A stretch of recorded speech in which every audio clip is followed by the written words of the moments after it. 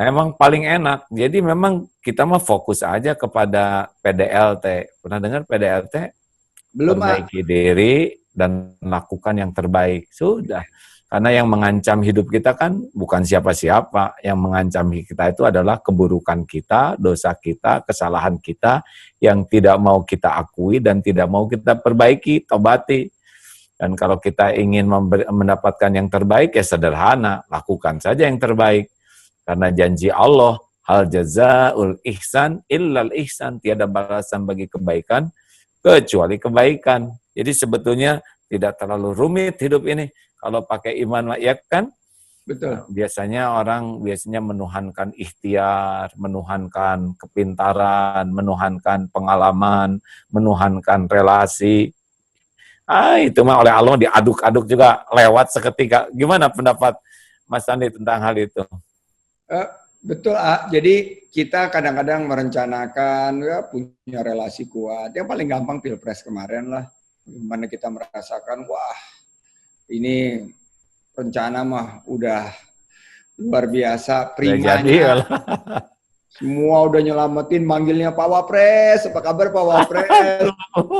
Semua udah melihat dukungan di masyarakat dan lain sebagainya, bagaimana antusiasnya masyarakat menyambut sebuah perubahan. Tapi ternyata ya Allah berkehendak lain, ya saya terus terang ya sempat merasa down 1-2 hari, tapi setelah saya melihat data-data dan juga saya diberikan nasihat oleh para guru-guru saya, termasuk AA waktu itu, ya saya sangat plong gitu loh, bahwa ini rencana terbaik Allah. Jadi kita nggak tahu, kita percaya aja lah bahwa takdir ini baik, dan ini lagi diaduk-aduk nih sama Allah. Tiba-tiba ada COVID sekarang, COVID-19 ini juga mungkin panggilan bagi kita untuk bersatu padu semuanya. Bahwa selama ini kita bertumbuh ekonominya tidak memikirkan kesehatan, kita tidak memikirkan lingkungan, kita membesarkan usaha kita luar biasa, aset di mana-mana, aset di mana-mana. Tiba-tiba dikasih COVID, baru merasa, oh iya kita salah, nggak pegang cash cukup. Sekarang bayar pegawai aja nggak bisa, aset mbarerot di mana-mana. Padahal karyawan kita mestinya dikasihnya uang, mestinya dikasih sembako. Tapi sekarang kita nggak bisa karena aset ini nggak bisa dijual, aset ini nggak bisa dijual. Bisa laku tapi harganya jatuh, nggak mau. Jadi inilah merupakan satu luar biasa buat saya, pembelajaran buat kita sebagai individu, sebagai perusahaan, maupun juga sebagai negara ya mestinya ya. Kita punya satu makna dan hikmah yang luar biasa dari COVID-19 ini ya. kalau jadi wapres sekarang lagi pusing-pusingnya. Aduh, ampun. Kebayang nggak kalau lagi jadi ya kan? Waduh, Pasti lagi gimana ini, keuangan negara juga terbatas, pajak waduh, penerimaannya rendah, sementara kita mesti melakukan testing. Nah, luar biasa, nggak kebayang sih. nggak kebayang ya luar biasa. Teman-teman ya, Pak Jokowi, Pak Erik, Kiai Maruf, pasti lagi dalam penuh dengan perjuangan karena tanggung jawabnya kepada Iya, 250 Masya Allah. Ya, juta dan kita bangsa. tidak boleh senang dengan melihat orang lagi susah. Berarti kita dengki ya, apa yang bisa kita lakukan untuk Ya, membantu. Karena ini masalahnya masalah kita bersama dan ujian dari Allah untuk kita. Ini tertarik. Ini sekarang para pengusaha teh yang kaya-kaya, yang punya perusahaan-perusahaan banyak, teh apa sih yang diobrolin oleh mereka? Kita pengen tahu kan rakyat kecil model-model kami mah yang dipikirnya kan simpel lah, cari-cari makan. Tapi itu yang kaya-kaya, para pengusaha yang besar-besar itu, apa yang diobrolin oleh mereka sekarang pada umumnya? jadi malam-malam ini kita suka kumpul-kumpul dan sama seperti yang lain kita pakai Zoom, kita kumpul-kumpul ngobrolin. Awalnya itu ya biasalah, awalnya Parno ngomongin mengenai wah di Amerika seperti ini, di Eropa seperti ini, itu 2-3 minggu pertama lockdown atau PSBB. Setelah itu kita mulai mengkritisi kebijakan-kebijakan yang ada. Ini harusnya gini, ini harusnya gini, nggak boleh gini, nggak boleh gini. Ini kok begini, ini kok begini. Tanpa ada asupan politik, tapi mulai bertanya-tanya gitu loh. Nah, sekarang ini kalau kita lagi kumpul, kemarin kita kumpul, justru sekarang menyiapkan langkah-langkah untuk bagaimana nih kita membantu ekonomi setelah COVID-19 selesai, bagaimana kita menghindari PHK, karena lapangan kerja kan sekarang susah sekali didapat. Prediksi terakhir yang akan kehilangan pekerjaan itu di atas 5 juta, kemungkinan terburuk itu sampai 15 juta.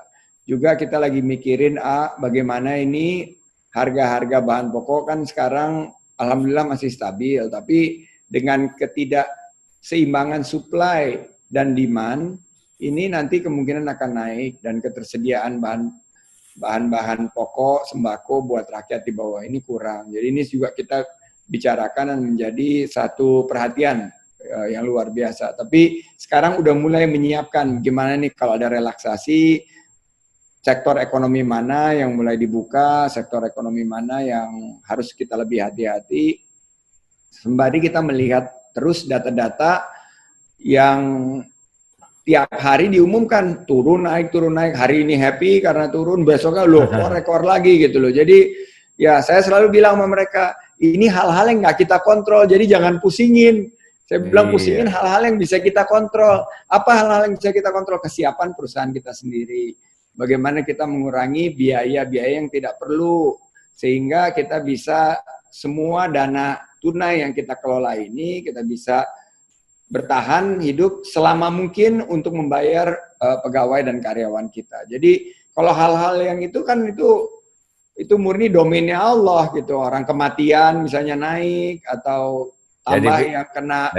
dan dibahas serta dipikirkan oleh kita juga nggak merubah apa-apa lagi. Selain Betul. merubah penyakitnya jadi pindah ke kita. Alhamdulillah. Sekarang karyawan ada berapa tuh yang harus digaji setiap bulan? Sekarang alhamdulillah total 30.000 karyawan dan sekitar 20% yang masih rutin ada di kantor karena yang 80% itu rotasi dan dirumahkan.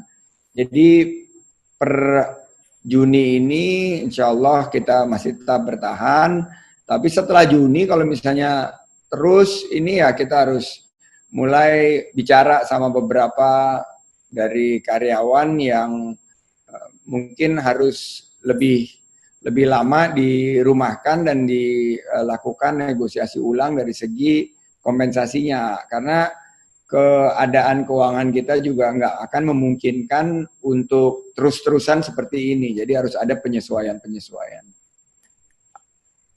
Di Darut Tauhid 1.300. Oh, itu juga lumayan ya. Gajian 1.300 dan memang kita berusaha sekuat tenaga tidak ada PHK. Yang kasihan memang yang outsourcing, ya outsourcing itu kan perusahaan orang lain dan memang tidak bisa lagi ada pekerjaan. Tapi kita juga carikan solusinya minimal gitu supaya bertahan ada untuk kehidupan secara syariat. Makanya para pimpinan-pimpinannya tuh diusahakan pada memotong apa yang bisa dipotong supaya bisa mensubsidi teman-temannya yang memang dalam keadaan situasi sulit begini. Memang ini episodenya begini, ujian ketauhidan. Jadi sekarang mah bukan memikirkan bagaimana keuntungan bisa datang ya, tapi bisa bertahan aja. Tapi tidak semuanya juga sudah diukur oleh Allah. Betul, Allah tidak akan membebani seseorang kecuali sesuai dengan kesanggupannya. Asalnya mantung, makan untung, ya. Nah, sekarang untung tidak ada. Berarti mantap makan tabungan. Tabungan sudah habis, manset, makan aset, ya insya Allah lah. Jadi para pengusaha sekarang udah nggak mikir untung-untung gitu ya? Ya sudah, kalau tahun ini sih sudah jelas kita mengalami tekanan yang luar biasa. Tapi ada juga, nah ini yang saya belajar waktu saya di PHK waktu tahun 97-98. Waktu saya di PHK itu saya menganggap itu musibah. Allah kirim musibah. Tapi ternyata kan ceritanya Allah membuka satu pintu lain, yaitu saya jadi pengusaha dan saya bisa menangkap peluang. Akhirnya usaha yang saya awali hanya dengan 3 orang karyawan, dengan teman-teman waktu itu bisa berkembang, sekarang bisa buka lapangan kerja bagi 30.000. Nah, sekarang juga terjadi nih, di mana para pengusaha-pengusaha yang jeli melihat peluang telah membuka pintu-pintu baru. Misalnya ada konsep yang disebut sebagai new normal atau New normal ya.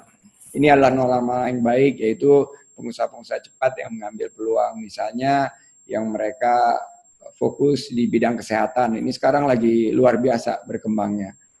Juga yang fokus di bidang pindah dari tadinya produksi jilbab jadi produksi masker, ini juga meningkat. Ada juga yang tadinya produksi seragam, sekarang buatnya APD, ini juga meningkat.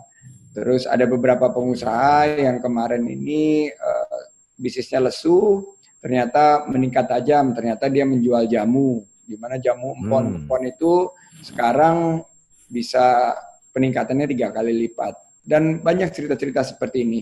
Jadi menurut saya akan terjadi satu pergantian tatanan ekonomi setelah COVID-19 ini, dan buat kita yang jeli, buat kita yang bisa menangkap peluang, justru ini menjadi satu kans kita meningkatkan usaha kita setelah insya Allah COVID-19 ini bisa kita atasi. Memang harus ada kombinasi, satu adalah dengan kekuatan keyakinan ke Allah bahwa kita sudah diciptakan dengan rezekinya. Kita itu tidak disuruh mencari rezeki, tapi kita itu menjemput rezeki. Ya, kalau mencari kan ada antara ada dan tiada. Tapi kalau menjemput kan sudah ada. Tapi yang jadi masalah benar tidak jemputnya.